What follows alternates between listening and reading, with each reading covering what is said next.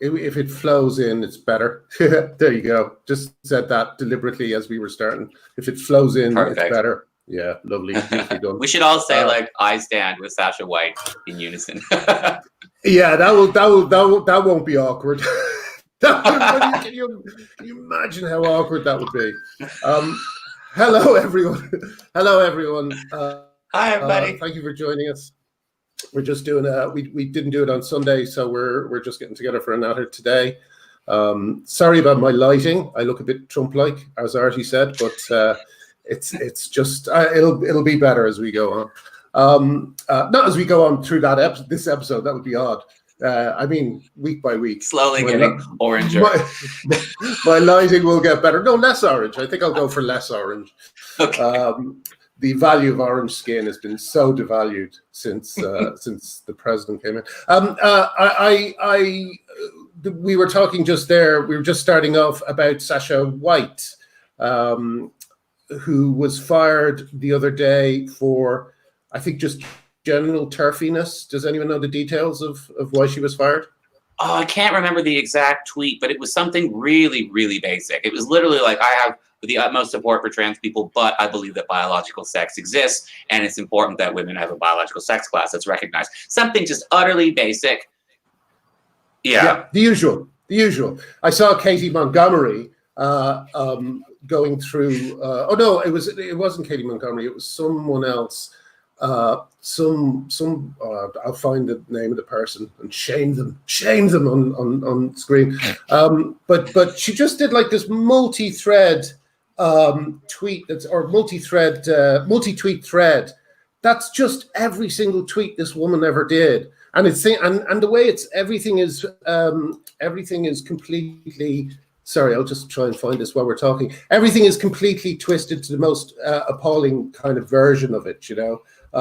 Like when she says, at one point she says men are a danger to women in their private spaces, which is true. And then the woman's description of this, it says, here she is saying trans women are a danger to women. So it's always just twisted just enough to make it appear that they're being, and you know, like wait, this was all, if she says men are a danger to women and they interpret that as, see, she's saying trans women are a danger to women. Yeah. Are they not conceding that men are trans women? Trans women are men. Like, they're just kind of openly admitting it. Yeah. As we all know, they make it up as they go along, you know? They make it up. I mean, at this point, they just decide they hate something. They could take a list of cereal box ingredients and somehow turn it into some transphobic, you know? Yeah. Yeah. Literally, like corn syrup. Oh my God. Sorry, Benji, what did you say? No, just everything is transphobia. If you feel offended, you can call it transphobia if you're a trans person.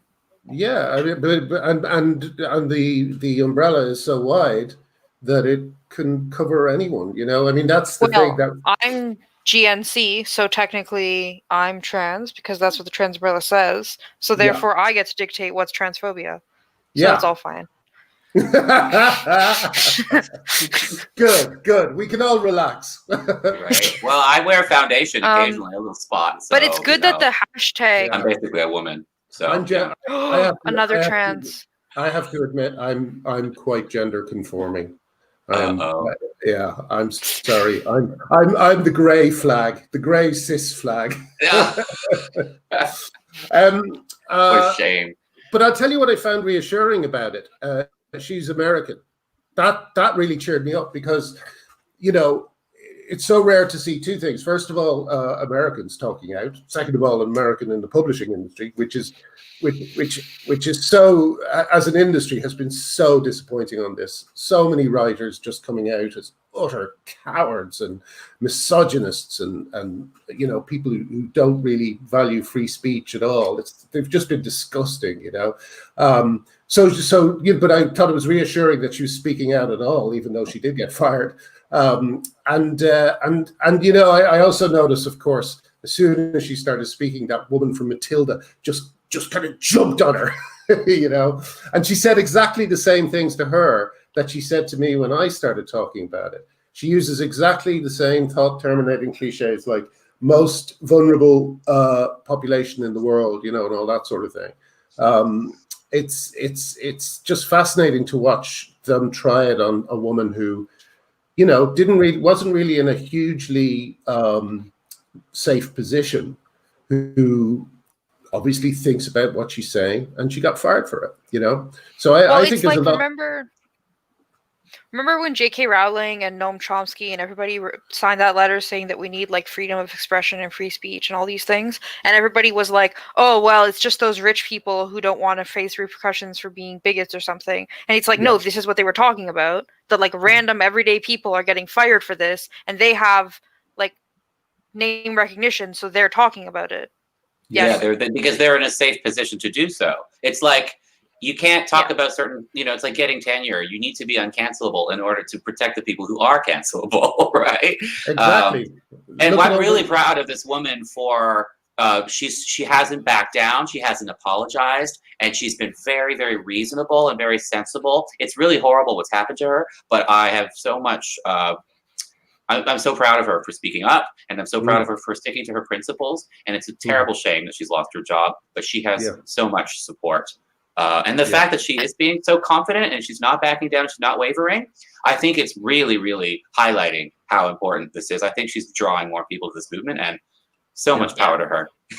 I also think, like, if you read her tweets, they're very, like, calm and rational and just, like you said, basic. It's not anything, like, it's not really into, like, the minutia of gender ideology or transition, and it's not really about trans people specifically. It's about like sex-based rights. Like, I just think she's so reasonable that if people read her tweets and are like, she got canceled for this, and they read these very reasonable tweets, I think it's going to pique people, or at least get people interested.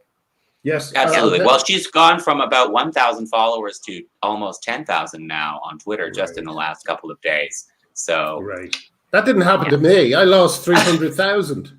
I think I lost like 400,000 by the end of it, something like that. Really? You had almost 1 million followers at one point? Yeah. Wow, you're famous. I think I had something like 800. I think I had something like 800,000, and then by the end of it, by the time Twitter kicked me off, I had 500. I think around 500,000. So it was why didn't it work like that for me? By Sasha White maths, I should have 3 million followers by now. This is crazy. It's also really encouraging that a lot of blue ticks, like people who are not in Twitter, like people who, somebody who's like verified on Twitter. So usually it's like a celebrity or like some kind of professional person who is known, so they have like a blue check mark. They're like official from Twitter. So a lot of those people have been speaking up in defense of Sasha, which is unusual. The last couple times this stuff has happened, there's just been a few people like Sonia Poulton or Helen Joyce or Julie Bindel. They're like the only people who really talk about. But now it's like a bunch more people that I've never heard of, blue ticks, who are speaking up. So maybe after this J.K. Rowling and Chomsky letter, maybe people, like intellectuals who can think for themselves, read that and have been like, processed it and are seeing now in action exactly what they were talking about. That's great. Well, you made such a good point, Benji, when you said that Sasha didn't get bogged down in the minutia. She didn't get bogged down in arguments about like intersex or about like testosterone levels or all this nonsense. She's just sticking to the very basic fundamentals and not getting bogged down in these stupid little distractions. That really helps. Yeah. No, it's good. Good for you, Sasha. Hope wherever you are, I hope you're having a drink and putting your feet up. I'm sure there's going to be a lot of offers from people who aren't insane. Go right for Quillette. Quillette's just going to hire all the kids. Speaking of Quillette, I think there was a piece that someone wanted to talk about, wasn't there? Was it you, Benji? So I don't want to cover like the whole thing because it's kind of long, but just I think we've briefly mentioned this person before, Marcus Evans. He used to be a therapist or clinician at the Tavistock, which is the NHS's like program for minors who want to transition. Yeah, it's their clinic. It's the name of the clinic. Yeah. Yeah. The gender clinic for kids, yeah. Yeah. So he has a piece in Quillette called "Why I Resigned from Tavistock: Trans-Identified Children Need Therapy, Not Just Affirmation and Drugs." So basically this piece is him talking about like how therapy for dysphoric people has changed. So it used to be like, now it's all affirmation only, but it used to be that you could be more critical, and how there's been like a lot of safeguarding issues and like internal. This Dr. Bell wrote like I think a review or something like that, and he was basically silenced by everybody who worked there, and they were telling him not to take it seriously. And then he talks about like more specific things. Like there's this one story he tells about he was treating a schizophrenic man for several months, and he one day announced that he wants to change sex. And Marcus, who had been treating him for months, he said this came out of nowhere. And he also thought this person was like very unstable, so he wrote to the gender clinic that this person got referred to. I don't think this person is like a good candidate for transition, basically.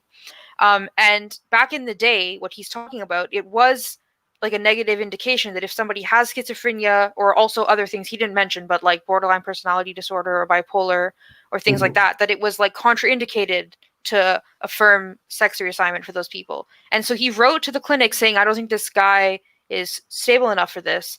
And they disregarded his like professional opinion and transitioned to the person anyway. So he's basically talking in this article about how that's what's happening with all the kids, that a lot of the kids who come in, they have a ton of comorbidities that are like autism or ADHD or sexual abuse or trauma. And those things are overlooked, but they're affirmed at the same time. And he basically couldn't square that with his like morals anymore. He had to leave because of that. Did you see so just, if you haven't read it, it's a really good article. It has a lot of links to specific things, like good resources that he's referring to. Yeah. And he knows what he's doing. He was at the Tavistock. I just wanted to, about the schizophrenia thing. I think there's a woman named Carrie Callahan. She is detransitioned, and I think she's a therapist or counselor now. But she was her journey is really amazing, and I think it was her. She was working at some kind of trans clinic or trans health center or something. I'm pretty sure it was her. And she said what really made her realize she was moving in the wrong circles was when a person who was clearly having a psychotic episode said they wanted to transition, and everybody was just like, "We're going to transition this person," and she was like, "This is clearly somebody who's having an episode," and they were like, "Nope." Everybody's trans if they say so, even if they're literally having a psychotic breakdown. So, and then they actually gave this person a medical. I think they gave them a sex change or something. And it was like she was like, I cannot believe how irresponsible that was. Yeah. And that was the breaking moment. Yeah. Malcolm Clark, who you might know from Twitter, he's one of LGB Alliance. He used to work on the BBC science program called Horizon, and he has an interest in this that kind of predates the recent explosion in this stuff, because he did a documentary about people who had body dysphoria, wanted things like their legs cut off, you know? Body integrity dysphoria, formerly known as body integrity identity disorder, just like gender identity disorder is now gender dysphoria. Yeah. But what these doctors apparently did was they went for affirmation with people who really felt they needed to cut their leg off. Okay, they thought, okay, this person definitely wants it. We'll do it and see how it works out. You know, they did it. Didn't work out. His attitude was, that was a huge mistake. I shouldn't have cut my leg off. That was something I should not have done. Right. So this kind of affirmation policy has been discredited in all other fields. The only place it hasn't been discredited is in gender dysphoria, or whatever you might want to call this recent. That's right. Yeah. So that's the only time, and it doesn't work. It doesn't work as a thing. It doesn't work. And as we know, you know, I mean, sorry, that's obviously there are certain people who it does work for, who definitely it helps them. But early affirmation is, in this particular field, is so fucking dangerous. Dangerous, you know. But there's so many interesting connections with body integrity dysphoria and gender dysphoria. There's even an overlap with the people. I think a lot of people who have body integrity dysphoria also identify as trans. You know, you see that with so many paraphilias. There's so many because it's a target location error. It's the same thing. A lot of these people who want to amputate their limbs, around 8 or 9 years old, they were exposed to somebody who had an amputated limb, and this shocked them and jarred them. And this was at exactly the same time that their sex drive was developing. Then what ends up, if they get the target location error, you know, they want to possess the thing that they're sort of, so there's an erotic aspect to that too. You know, stump porn, so to speak, is a huge category. You know, yeah, it's unusual. God damn it! Why did you have to tell me that? I didn't know that. But you know what? To be honest, I think we should be a lot more open about all these paraphilias and sexual unusual interests. Yeah. Because that so much of trans is about, you know, is about paraphilia, autogynephilia. I really feel like we should be normalizing this to the extent that we understand that these people themselves, if they could be more comfortable admitting to themselves that this is a paraphilia, then everything would be so much better. You know, we really need to, like, as a society, open up a little bit about this, you know? I also think it would just have like a net positive. I just think it would have a net positive impact on the LGBT community too, if like autogynephilic trans people could like acknowledge that like I'm a male who's sexually attracted to the concept of me being a female, not a lesbian. Or like if homosexual transsexuals could like acknowledge like, yeah, I'm a homosexual, I'm attracted to other males and I'm a male, instead of trying to say like I'm a heterosexual woman. Like I think it would just have like a net positive effect on like, because right now like the concept of like people are attracted to genders and not sex, like anatomy, is really, really fucking with like everything in the LGBT community. Completely, especially lesbians. Hugely destructive. It's hugely destructive, you know? I mean, it's like the Stonewall's ideological grip on the idea that trans women need to be allowed to play sports, contact sports, rugby against natal women is such proof that they just think that trans rights are impossible without injured women. Without injured and disabled and crippled and dead women, then trans rights are not possible. That's basically what they're really saying. What they're saying is trans rights are not possible unless we can pretend that these are literally women. Unless we can. Now imagine though, like imagine if we changed trans rights to be about these are men who have a paraphilia. They have been, you know, heterosexuality is perfectly okay. It's okay for men to be sexually attracted to, you know, stereotypically feminine things like large breasts and fishnets, or I don't know. I'm not a straight guy. I have no idea. But whatever it is, you nailed it. You nailed it. But you know, and then if it's okay for men to be attracted to that in other women, it's okay if they have inverted heterosexuality and to be attracted to the idea of that in themselves, and to be able to healthily role play with that without interfering with women's rights, you know, and maybe even keeping it to some degree more private. That would be, you know, wouldn't that be a much healthier trans rights? And to provide all the psychological care that these people need to get over their guilt. I think a lot of this rabid trans activism is actually internalized autogynephilia phobia, you know? I don't know. I mean, I've heard, wasn't it Ray Blanchard who came up with the two... typology? It's actually 5, I think. But yeah, it's 5. Okay, but wow. I think I've heard people only talk about the 2 of them. Right. I think I've heard Blanchard say more than once that that it's a particular aspect to AGP. Basically, he was saying that the worst kind of, most aggressive, most unrelenting and immobile trans rights activists, the ones who call for people's heads and get women fired and get women chucked off Twitter and all that sort of thing, they are AGP definitely more so than what's the HSTS? Is that the homosexual transsexuals? Yes, homosexual transsexuals who are more often on our side and are kind of, you know, very kind of compassionate towards women and have a lot of empathy. But AGP seems, I don't know whether your idea, Arty, of a kind approach there will I think it will fall on stony ground, you know, because as we all know, nothing except total capitulation will satisfy these people. If you saw when you saw the statement by the publishing house that fired Sasha White, it was like, first of all, a huge long apology, and then I think they gave a load of money to trans groups, and they asked trans people to get in touch and tell them what they should be doing and all this sort of stuff. You know, I mean, it's just pure capitulation, you know. And but it has to change. The only way forward in the long term is for everybody. If we want to acknowledge and accept trans, we have to acknowledge what it is. And what it is autogynephilia and homosexuality. And there's this other thing too, around autism or rapid onset and stuff. But largely, we just have to. There's no way forward unless we accept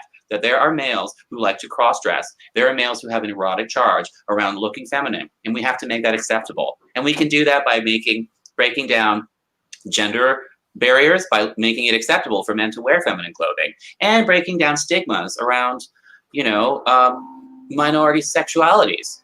I really empathize with AGPs in a lot of ways because it's like homosexuality. Studies are showing it's not something that can be changed. If you have autogynephilia, it's ingrained within you, and you know you can't suppress it your whole life. This is why these men come out in middle age, because they're trying to suppress it. It's just like trying to suppress homosexuality. You can't. You need to be able to express your sex drive. And the problem is all these men are doing it wrong. They've been misled into this, you know, this ideology that's saying that it's a magical, you're the wrong sex. That's just so toxic. We have to fix that. We absolutely have to acknowledge, and it's all based in denial. Like, it's not a sustainable lifestyle to base your life in denial. And same thing with like the community. Like even right now, like what happened with this Sasha White and you know, Maya Forstater and everything. Like, it's just a matter of time until there's dozens of these women. And a matter of time until somebody makes a case that, like, I have sex-based rights and they've been violated or disregarded, or it's just none of it is sustainable. Like either medically, socially, like politically, it's not sustainable. Even for themselves, because they're just constantly pushing for more and more penetration into women's spaces and breaking down of biology, because they're just in denial that they are not women. You know, and they're just chasing that rainbow to the point where they just end up killing themselves or dying. They're in terrible mental health, a lot of these men, you know. And I think it's not helping them with they're also being gaslit by the media and all these kind of right-on idiots like the Matilda woman and Michael Cooperman and all these people into a version of reality that, as you say, won't sustain, you know. They're definitely victims. However, there are some who go that extra mile in their aggression and spitefulness towards women. You know, Katie Montgomery is one such example, you know, who got chucked off Benji. You know, there's some people out there, and there's other people who I don't even think are AGP. Who I actually think are just, you know, con men, you know, someone like well, actually, I won't say any names, but there are a few con men out there, and they're, you know, they're and even just random everyday people, like they're insecure, they want to look woke, they want to make sure they don't seem homophobic, so they just play along. Like a lot of people, I don't think they really understand the depth of what's going on. They don't understand that when they say trans rights are human rights, that means that when your kid goes to a swim class, there could be a fully intact male next to them in the locker room. Like, you know what I mean? Yeah. Like, also what you guys were saying about how it's like, it's gone so far. Like, I think, again, it's just a matter of time until people see this stuff more and it becomes more mainstream. And, like, the random everyday normies wake up. Like, I remember, like, talking about women being assaulted in prison by rapists. I remember when I was on Twitter that, like, I got into conversations with people about it. And literally people would reply, that's bad, but trans women have a right to be in women's prisons. So they're basically acknowledging that women being assaulted by predatory males is an acceptable collateral damage as long as the real trans women get to go into prison, as if there's even any qualification for, like, what is a male rapist who filled out a form versus an actual trans woman. There is no difference in the legal system. Like, yeah, so they're basically acknowledging that women will be negatively affected by this, but that's okay because that's what needs to happen. Yeah, you're literally placing, like, you're putting a scale in front of these people, and on one side is like men getting their feelings hurt, and the other side is women getting sexually assaulted, and they're literally going, "Yep, I'm going for that one." It's like,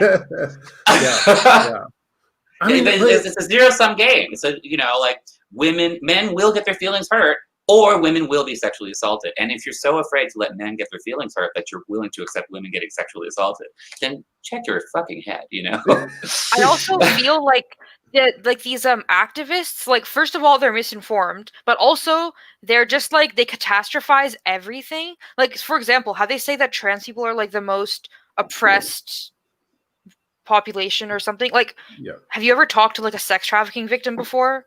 Like, do you know what I mean? Have you ever talked to like a refugee who came from a war-torn country? Like, actually, can you like have some perspective and realize that you're not going to walk down the street and get killed in the West because you're trans? Like, it's the ultimate expression. Sorry to interrupt, Benji, but it's the ultimate expression of privilege when a woman, a Western woman, and I include people like my friend Aisling B and you know, who are the women over here I call the woke women of stand-up.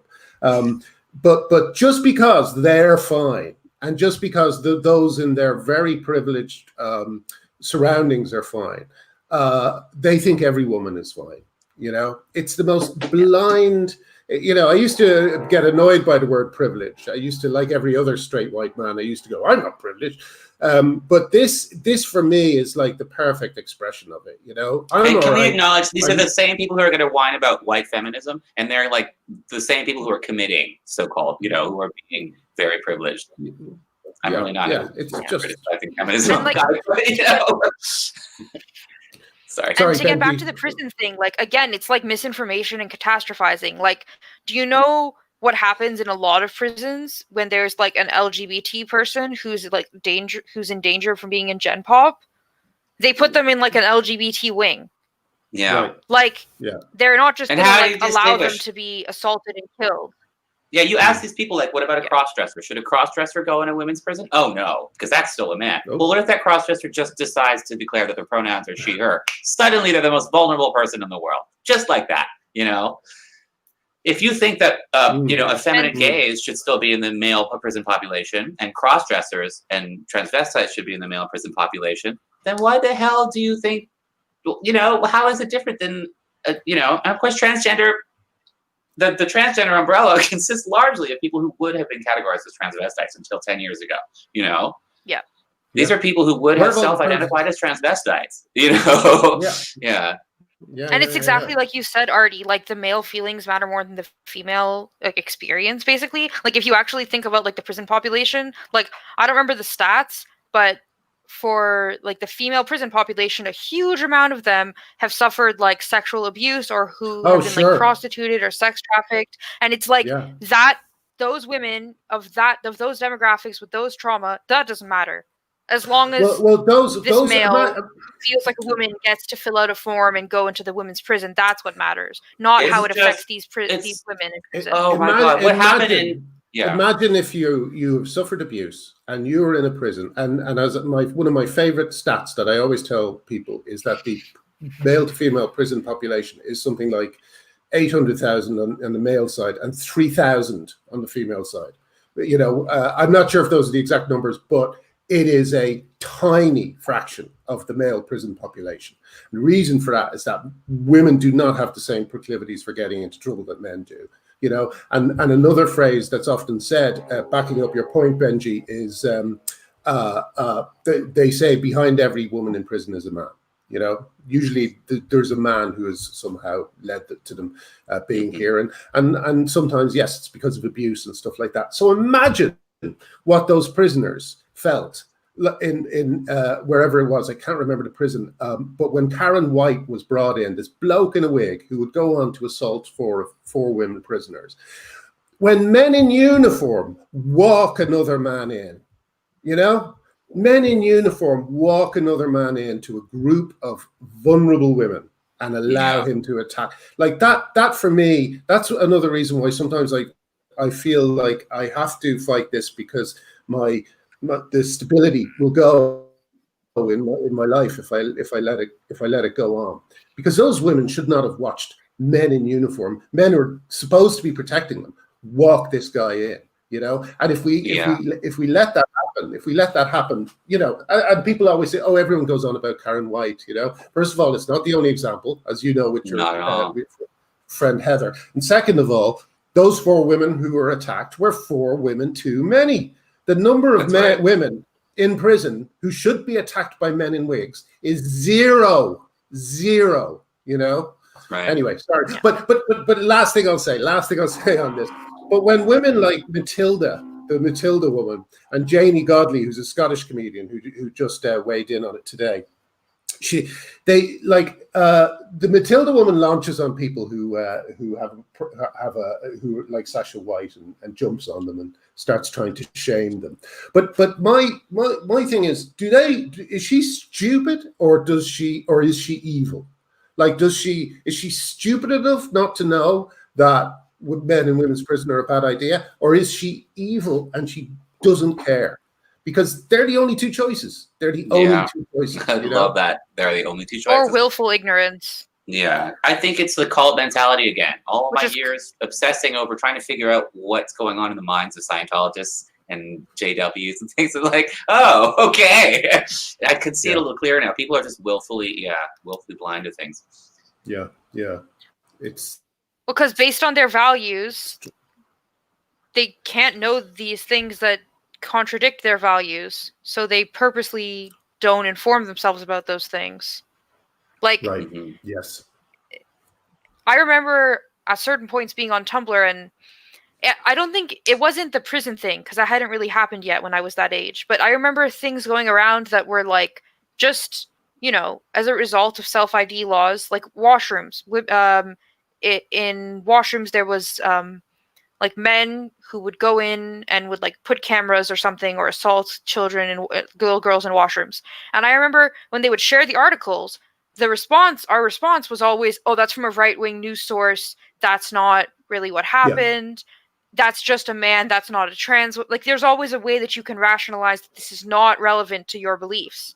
And I think that a lot of people fall in that category of like, I believe this doesn't fit, so I don't believe it. I can't believe it, Well, again, this goes back to the thing where this is weird. You have to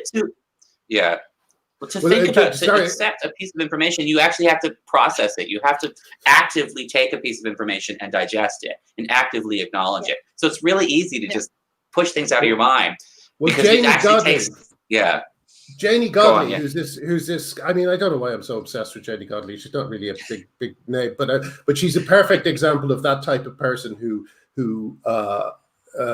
just sticks her finger in her ears. She tweeted about it today, and the thing she said was, "Don't at me, don't reply to me." And it's like, and a friend of mine in Seattle did the same thing. He actually wrote at the end, "Don't argue with me about this." They are terrified of having their kind of very, very comfortable cocoon of I'm a nice person and nothing can change that, punctured by the actual facts of the situation, which are, as we know, we on this side of the argument know, are very complicated and very and need to be spoken about, But these people, they're just oh God.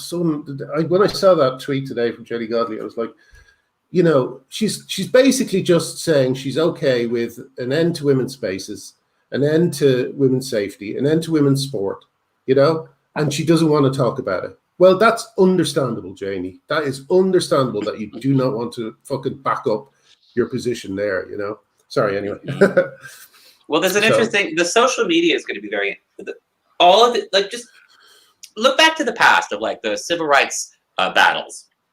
People were able to quietly shift their political opinions on things, really ugly things. Like, you remember Loving v. What was the lawsuit in Virginia with the interracial couple? Virginia? Loving v. Virginia or something? Loving v. Virginia, yeah. Was it in Virginia or was it just the name Virginia? No, it was, the state of Virginia. And at the time, interracial marriage had such staggeringly low popularity. It was like, 85% of the U.S. was against it. This was in the 70s, wasn't it? It's shocking. But I think the 60s. now, was it the 60s? I'll check. In any case, that opinion has shifted massively and very rapidly after that. And now it just seems shocking that many people were against it. But those individual people were able to change their opinions and not leave a trace of their past, their past opinions. Yeah. But now in the age of social media, everybody, there's receipts for everything. So it's going to be a lot harder for people to reconcile their past very ugly opinions about things like letting men destroy women's sports. It's going to be a real reckoning. It's going to make a mess out of political candidates. Who could ever be a politician in the future when you can look back at everybody's tweets and see that they had terrible opinions on all sorts of things, It's going to be very strange in the future. Jamila, she just deleted her whole tweet history, and and so did Josie Long, and I bet you anything they know the writings on the wall. They're getting they're starting to get a little shaky and realizing can I actually talk about something that's kind of relevant to that? Sure. So you guys, let me check where the thing is. So, for example, a lot of mermaids. Oh, Jesus! What was that? It sounded like Frogger. Are you playing Frogger? Did you not hear that sound? That was just most frightening sound I've heard since. Sorry. Sorry, go on. But anyway, Benji, so that really was scared the life out of me. I didn't hear it, whatever it was. That was saved. A lot of people tweet support about mermaids, right? And so Jamila Jamil, specifically, we know that she's deleted her tweets on that. And then people like the BBC and stuff, they took away their recommendation, their referral, links to find the mermaid stuff. And so mermaids themselves, I mean, if you're someone's publicist and you see that this is what's happening with mermaids and that your celebrity has tweeted about mermaids, I would fucking tell them to delete their tweets about mermaids. So this is what's happening. Mermaids website used to have a list of characteristics that let you know if your kid might be trans. Oh, yes. And it's a ridiculous list that covers basically being a child. And give us a few. Give us a few of them. Do you have it handy? Okay, so the first one, which they've now literally said the opposite. Because some of them are hilarious. Literally said the opposite of this one. Playing with boys' toys, but modifying them to soften. Example: a fort becomes a theater. Or soldiers have skirts added to them to make them female. If playing with girls' toys is discouraged, tendency to draw or doodle feminine things or pretty ladies, which are identified with lack of concentration, poor educational performance, depression, sleeping late during the day and unable to get off to sleep at night, constant craving for carbohydrate-loaded foods. Have you met a teenager? Tendency to avoid meeting your eyes with theirs. Okay, ADHD, autism, I don't know. Poor self-image. A shoegazer or a goth, or an emo, or a shoegazer or a goth. This one is hilarious. Possibly dyslexic. So, if they haven't got a diagnosis of dyslexia, then they're more likely to be trans. I don't know. Often on the receiving end of bullying. And it's none of these things, a gay person could be bullied. A fat kid could be bullied. A kid with glasses doesn't mean they're trans. The list is fucking ridiculous. But Benji, did you appearing more friendly with the opposite sex? So it's basically, and now that page is gone. It's a 404 error, and there is something else on their site that now says. So it's a question answer. So the question is, are kids being identified as trans because of the toys they play with or the clothes they like to wear? The answer is, of course, no. Children play with all sorts of toys, and that doesn't mean for a second they're transgender. The same goes, of course, for clothing. It's the exact opposite of what they used to have on their site. Talk about a cover-up. And they even say, of course. Yeah. I mean, but of course, this was never. Yeah. This is the gaslighting. That's the prelude to a gaslight. If I was Emma Watson's publicist, and I saw her tweet about when she was denouncing J.K. Rowling as a TERF, and she tweeted to support mermaids. If I was Emma Watson's publicist, I would read this and be like, "Well, fuck." She supported people who are doing something so fishy that they themselves have covered or trying to cover up what they're doing. Yeah. Maybe it is not a good look for her to be supporting these people who are very, very fishy. Mm-hmm. Yeah. Well, that's a good first step. If the blue checks aren't coming out explicitly gender critical yet, the first step is at least they're backing down off of their affirmation nonsense. But you know what, Graham? I think you played a role in this because you, specifically in the last couple of weeks, have been really hammering home the horrors of Susie Green and her TED Talk. Well, the TED Talk is extraordinary because it's just, I mean, whenever I don't have to send people a think piece or anything else about why Mermaids is bad. You just show them the TED Talk. It's all there. You know, she just basically says out loud to an audience of nerds that she transitioned her child because her husband was unhappy with the child being gender non-conforming. You know, there's a gap in the thing where she goes, my husband wasn't happy. When my husband wasn't happy that my young son played with girls' toys and dressed Snow White and stuff like this, I didn't have a problem with it, but my husband did have a problem with it. Cut two. You know what I mean? Cut two. Yeah. Now she's bringing the kid to Thailand. There's no interim thing. There's no interim thing that explains what. And it's basically. That's such a good point. Like you'd expect. Okay, so this boy had. These are like the beginning signs, and then there's supposed to be a buildup of other things. But there's no other things. Yeah. And this is to a TED Talk audience who are just going, oh, okay, yeah, that makes sense. Also, where is the discomfort? Yeah. Like she never, in the TED Talk, she never talks about her kid being uncomfortable with his body or her body, whatever. Or like never about them having signs of distress. Like their distress was literally like my favorite toys, all of my toys actually, got stolen by my dad and put in a garbage can. I'm a kid, so I have a very strong connection to my toys because they're like my life. That's upsetting to me. That was the distress. There was no distress about the body. Also, like, again, I cannot fucking believe, like, on a certain level, she must actually agree with her husband to have gotten back with him and to have transitioned her kid. Like she's denouncing her husband at the beginning as being like he didn't understand our daughter, he wasn't supportive, blah blah blah. Then she transitions the kid, and the kid is now a girl. Oh, a girl playing with girls' toys. Well, that's fine. And then the husband comes back, and he's involved again. She's the star of this story. She doesn't really realize she's telling the story of herself reuniting with her husband over the problem of the child, you know, and reconciling with him. Yeah. It's really gross. But I can't watch the talk, so I need to hear it described to me because it's just you should. I will read it on the news, but I can't get through it. It's triggering. It's just so I know people who cry. But the village people part, the village. She literally said like my kid looks like one of the village people, and I'm thinking, okay, there's a cop in the village people. There's an Indian. There's a construction worker. There's a Marine. Which one of these people does your effeminate child? How does your child look like one of the village people? And how are you conjuring the village people in your head when you look at your child? What does your child have in common with the village people? You think your child's gay? It's that the child is. She's saying my child's a fag. Essentially, I sort of use that word. I'm using it to punctuate that she's.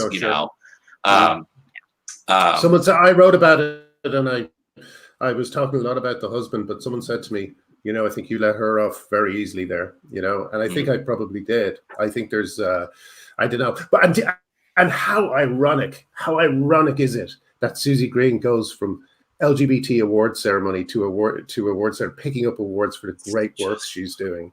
It really, to me. There's going to be a film about all this stuff, and that'll be. Oh my god! And well, guys, this is where we cut to the Netflix part. We've got this new Netflix Babysitters Club thing, and the child they've hired as the trans child, and Netflix is pushing the child. And then did you read that? The parent is just a Bible thumping, classic, old school, Southern fried homophobe. Who literally beat her child into being terrified of admitting that he's a boy. I think it was you, Graham. I'm just going to take a minute to, you're a straight man, but your empathy for gays and lesbians floors me every day. The fact that you could see, when you said something like, that little boy, the terror in his eyes as an actor in that scene, where he's like, that's a real fear because he's probably terrified to admit that he's gay and he has to say that he's a girl. That's just, it's just so horrible. I read a book that made a big impact on me, even though I'll probably forget what it was called now. It was John Gray.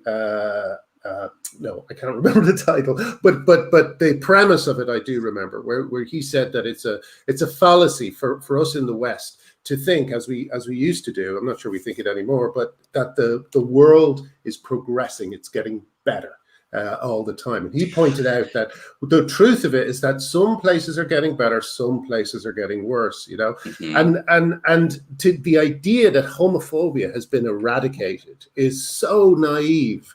You know, in fact, we can see what's happening to it now. It is being these parents are still have this horror at the idea of their child being gay, and they genuinely think it would be better if they give the child an operation to fix that problem. That's what it is, you know. I mean, not all cases. Some there's all sorts of different things happening, but I would say, you know, homophobia definitely. I think a lot of parents might not even conceive of it that straightforward. Like, especially if you see parents from like the Middle East or like Southeast Asia who have like young kids that they're transitioning. Like, I've had some people like translate some like random like small amateur YouTube videos of that kind of thing for me, and like the parents basically are like, there's something unnatural and weird about my kid and they don't fit in, and this is what I'm doing to make my kid fit in. And it's like it's homophobia, but I don't even think people really realize that's what's going on. Like, the parents are literally like, something is wrong with my kid. And it's like, what is the thing that's wrong with your kid? Like, can you vocalize what it is? Yeah, anyway. It's like you said, things are not necessarily getting better. They're just changing. Same thing with feminism. Everybody's like, we're like a post-feminist world. Everything is fine because women are allowed to vote. And technically, legally in the US, they're allowed to have an abortion, even if it's like extremely difficult to actually do that. And so they're like, everything is fine. And yet we have like all of this shit where like women's spaces are being erased. Like, lesbian spaces don't fucking exist anymore. And it's like, things aren't getting better. They're just changing. They're evolving in the presentation of how bad things are. Yeah, there's two things I really want to touch on there, if you'll let me for a quick second, Graham. Sorry. Is that the union of gay rights and feminism, I think, needs to happen because, but first of all these lobbying organizations, gay rights organizations, have been focused on legislation.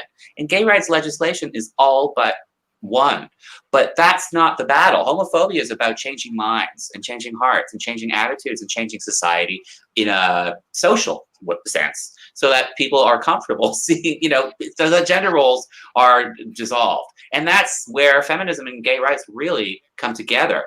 You know, it's about making it accept, making, you know, broadening what it means to be a man, broadening what it means to be a woman, and loosening up these gender roles. I've always said that the roots of homophobia are really to be found in patriarchy. Misogyny, exactly.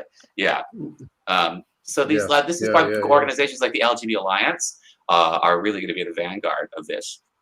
And obviously, or unsurprisingly, it's lesbians who, in the Venn diagram of feminism and gay rights, that's the overlap. So they're always the ones bearing the brunt, but also leading the charge, getting shit done. You know, I still find it one of the most extraordinary things how lesbians have been treated in the last 15 years by heritage LGBT organizations. I simply can't believe it. You know, I mean, every time I think about it, I just think it's like the Magdalene Burns said it to me. She just said, very simple, bold statement. She just said, no one cares about lesbians. And she meant these groups like Stonewall and stuff, it's absolutely true. Anyone who cared about lesbians would not for a second say that trans women are women in a literal sense, because it's hugely offensive to lesbians, and it's hugely offensive to women, but to lesbians, you're actually erasing their sexuality. And coercing them into like, to Sean Connery there, but and coerce, and the thing is, they always say, don't they? Oh, no one's forcing anyone to sleep with anyone. You kind of are. It's the biggest gaslighting to say like, nobody's forcing you, except if you don't do it, you're going to get canceled. Yes, exactly. Like, sure, there's no pressure. So there's and then you get someone like, I know, again, I've spoken about this before, but that woman who wrote to me and said that a trans friend of hers asked her if she was interested in a relationship. When she said no, she slapped her across the face. you know? And so that kind of entitlement is what this ideology is allowing. And the people who kind of allow it to go on, they don't care about LGBT people. If they did, they would do everything to stop that, you know? Anyway, sorry. And it's like she's like Magdalene Byrne said, nobody cares about lesbians. She's not just talking about Stonewall or whatever. She's talking about like literally everyone. Like in Toronto, for example, there's a gay bookshop. Like how many events do you think they hold that are like by lesbians or for lesbians? Not very many at all, like almost none. And the ones that they have for queer women, like I remember they have an Instagram. They were like streaming stuff because like they hold a lot of real life events, but because of COVID, they were trying to do stuff virtually. And I remember looking at one of their like queer women things, and it literally was like some kind of drag queen talking about how much she likes sucking dick. And I was like, this is what you have for queer women. There literally is no space. And they were talking, like, it was just unbelievable to me. There is literally nothing for lesbians anywhere, be it a small organization or a big organization, anywhere. Yeah. Someone told me there's no lesbian clubs, lesbian bars left in California. They all admit men. In California. There's none left in the entire in North America. There's none in North America. There was one that like was left in San Francisco, and so now there's like gay bars that have like a lesbian night, but the actual lesbian bars don't exist anymore at all in North America. There's not a single one. There we go with John Guy's point that, you know, we're moving backwards, you know. What I was going to say to you earlier, actually, about rolling back rights, one thing I tell people about this is they're not just going for the gains that were achieved during second wave feminism. They're undoing things the suffragettes set up, you know. Like you know, the urinary leash, which is my favorite, one of the things that I've learned. Do you know this phrase? The urinary leash? It sounds gross. It sounds gross, but don't worry, it's not. It's gross in the sense of what it means, but it's basically when there weren't public toilets, women were their movements were very, very tightly circumscribed because they had to be close to home, you know. Yeah, time limit. Everybody's got to pee every couple hours, so you know, exactly. So there was a leash on women, and when public sex segregated toilets came into existence, the urinary leash was cut, and women had a much greater amount of freedom than they had beforehand. They are rolling that back. They're rolling that back because, you know, one thing, I mean, I'm preaching, you know this better than me, Benji, but one thing that a lot of women have said to me is that a restroom or whatever it happens to be, a sex segregated space is very valuable when you're, say, a 14-year-old girl wandering around who's been separated from your friends, wandering around a shopping center, and you have to escape the attentions of some weirdo. You do not want there to be any confusion about who is and isn't allowed into that space, you know. And once you create that confusion, you make girls less safe, you know. And so sex segregated spaces are going to make girls and women less free. You know, it's really frightening. Well, it's already happening in the UK. Like, wasn't there some kind of like report that like, since they've introduced gender-neutral washrooms, girls on their periods don't want to go to school because they don't want to have to deal with their sanitary products in the same room where there's boys. Yeah. And I think there's a spike in urinary tract infections with women. Like, that's literally like... What? They're scared. I understand. I'm super pee shy. Like, I wouldn't want to go to I wouldn't want a girl in my men's washroom. I'd be nervous. And obviously, that's not even remotely the same thing. You know? I can't imagine being a teenage girl and having men peeing while you're trying to, you know, like, no, everybody needs their privacy.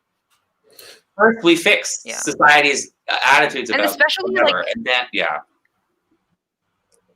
and like, especially like Graham said, like trying to get away from men. Like, I literally am thinking of a specific situation where I was at like a drag night at like, there was no gay bars in this town, so they had like a drag night at like the one club in the town, and there was this like trans woman person who was like hanging out with me and my friends who knew my friends somehow, and we were all chilling out, whatever. Turns out that this person was trying to get in my friend's pants, and my friend was super drunk, and she went to the female washroom, and I'm just like wondering, like, if she was trying to escape him and he's like a trans woman, he could just follow her in there, like, and she's super drunk and can't take care of herself, like, you know, like if I wasn't there, what would have happened? It's very concerning. People who say like it's all fine, it's fine. Like, no, it's not fine. Especially think about like girls in high schools. Like, I don't know, it's probably way out of your guys' like realm, but like domestic violence for teenage relationships is actually incredibly high. And I wonder about like gender neutral washrooms in high schools. Like, how many girls need to like escape their boyfriend or their friends and go cry in the washroom, and they can't now because it's gender neutral washroom. They just follow them right in. Like, I don't know. People are just, nobody really considers like the complete macro effect of these things. Yeah, it's a lack of joined up thinking that I think is I just think is extraordinary. You know, I mean, I'm used to people being stupid, but not when the stakes are so high. You know, I mean the stakes. Yeah. But then, yes, Trump was elected, Brexit happened. Sometimes people are like, let's just fucking throw the dice and see what happens. You know, it's crazy. Hey, Arty, I've got a cure for the pea shyness, by the way. I can What's that? Cure that completely. Sorry about this, Benji. But basically, just imagine humiliating yourself. Just imagine saying something that would just completely embarrass yourself next to this person. Like you'll be fine. That does it every time. Seriously. I'll try that. But you have to really visualize doing it. You have to really visualize doing it. It never fails. Never fails. Anyway, that's a nice way to go out of the podcast, isn't it? If we do. Can I just like about that's what we call pissing off. Sorry, Benji. Like before, how I was saying that people, like the trans activists, catastrophize everything. Like, okay, so as we discussed with like the urinary leash thing, obviously having access to washrooms is like a big part of like being able to like interact in public life, right? So trans people do need access to washrooms, of course. But like they really catastrophize things. Like it's only since like when did we get C16, like 2017 or something? Like it's very recent that we even have these self-ID washroom laws. Do you think that every single trans person was like a hermit in their house until we got these laws? Like people survived before. They're surviving in countries that don't have these laws. And they also, so they catastrophize, and they also, again, are like always like, we're the biggest victim and nobody can understand what we're going through. You know who actually can empathize with you being scared to go to the washroom? Butch lesbians.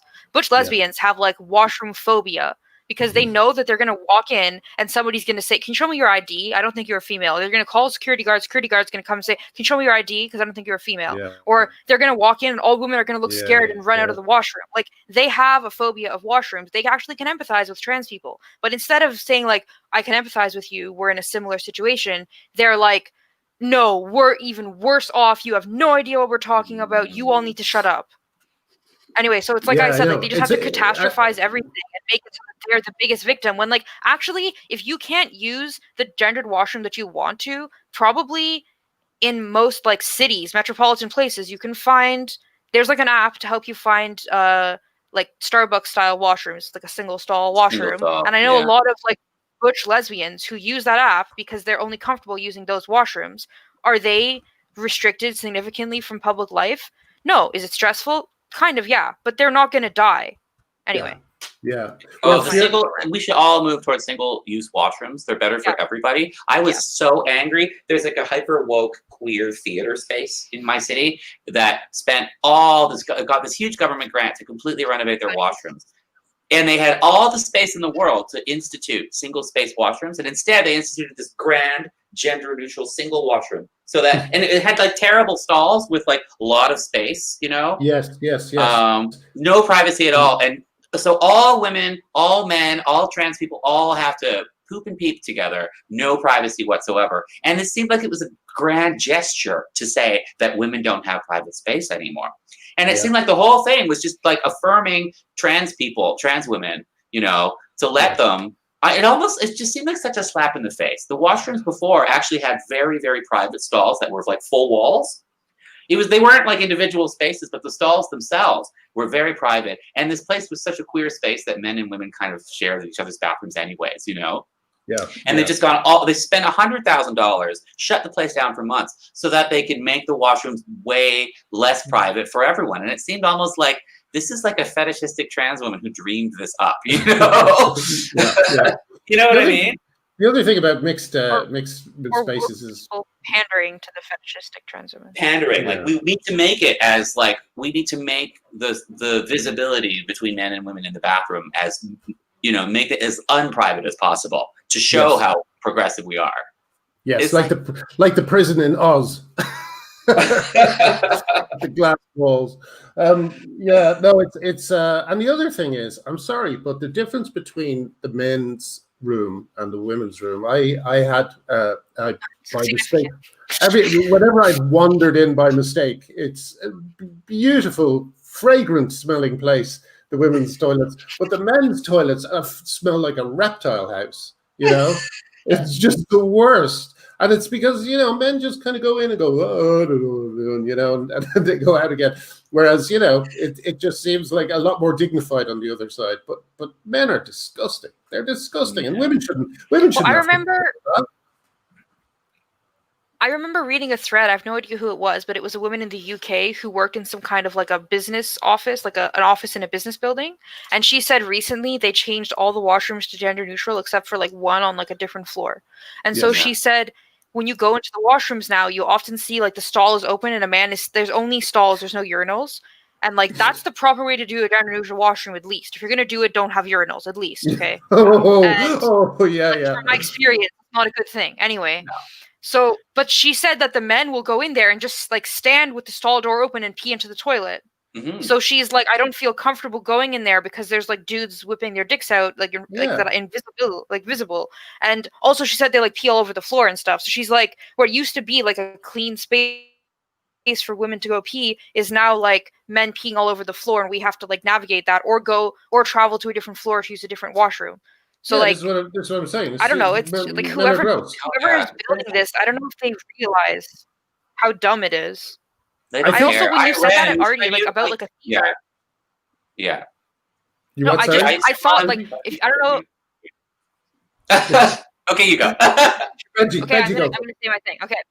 So Arty, you mentioned it like at a theater, and like I don't know, audience, if you've been to like a concert or an opera or a theater or whatever, at the intermission, there's always a big long line for the women's washroom. There's like a very small line for the men's washroom. So what's that going to do when you have a gender neutral washroom? Everybody's going to be waiting in a very long line together. It just doesn't make any fucking sense. Anyway, that's exactly what happened. So I ran a music venue. I was a manager of a music, rock and roll kind of indie music concert hall kind of place.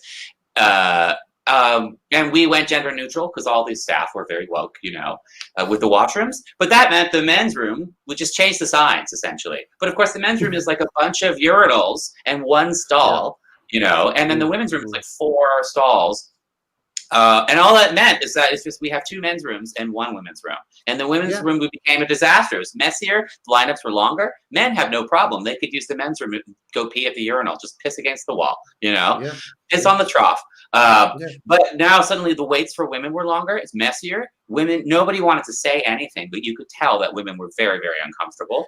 I was getting complaints immediately in my inbox from feminists who were like, "This on principle is wrong," and good. I'm glad they were who were just saying, "Yeah, this isn't working. I don't like this. I'm very uncomfortable." But I would take this to my board of directors, and they'd be like, "There's nothing we can do." Yeah. Like this is the way. This is just the boulder is going down the hill, and there's no stopping it. And it was just like there's just been a disaster. The whole thing. Yeah. I think the difference between men's toilets and women's toilets, and the difference between the experience, is best summed up by the word trough. The fact that men have a trough is something that's all you need to know about men and women and what men need in a restroom. A restroom for men could just be like a pit.